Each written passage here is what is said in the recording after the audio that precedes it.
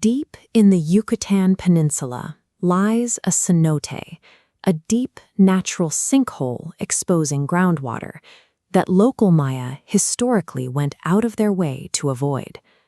When archaeologists finally explored its depths, they found dozens of human remains, left completely unburied and scattered across the silt. These bodies lacked the distinct markings of ritual sacrifice, and they lacked the care and arrangement traditionally given to the honored dead. The frantic manner in which these bodies were discarded marks the cenote as a forensic record of a sudden, catastrophic collapse. A common historical narrative suggests that the Maya Empire vanished long before European ships crossed the Atlantic, but the timeline is actually far more complex. Up in the north, a final capital rose to power. This sprawling urban center was called Mayapan. Behind its stone defensive walls, the city projected wealth and stability, yet the foundation of Mayapan rested on intense, unresolved political tension. After older Maya cities declined, new power centers competed for control. Mayapan emerged as the dominant force in the region. It grew into a dense metropolis, holding nearly 15,000 people inside a massive perimeter of stone defensive walls stretching for kilometers. The ruling Cocom family maintained control by forcing rival noble families to relocate inside the city walls. This forced political enemies to live shoulder to shoulder.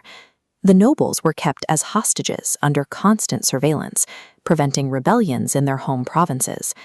By trapping all the region's hostile factions inside a single stone enclosure, the Cocom rulers built an architectural trap, ensuring any internal crisis would multiply.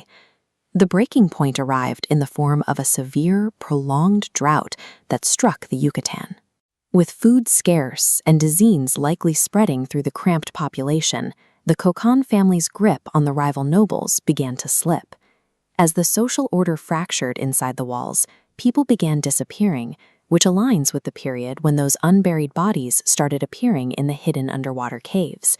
Archaeologists debate whether these sinkhole graves represent a public health crisis, a spike in internal violence, or abandoned burial traditions.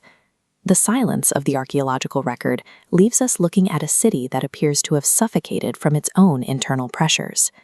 While the drought weakened the city's foundations, human vengeance delivered the final blow to Mayapan. The Shu, one of the most powerful rival noble factions held captive in the city, launched an all-out uprising against the ruling Cocom family. The close-quarters layout turned the city into a slaughterhouse. Buildings were torched, and specific noble bloodlines were hunted down and wiped out in the streets. The violence was so absolute that by the mid-1400s, the survivors fled. The sprawling capital was left entirely abandoned. The years of forced containment and political resentment ended by erasing the final superpower of the northern Yucatan in a firestorm of internal warfare.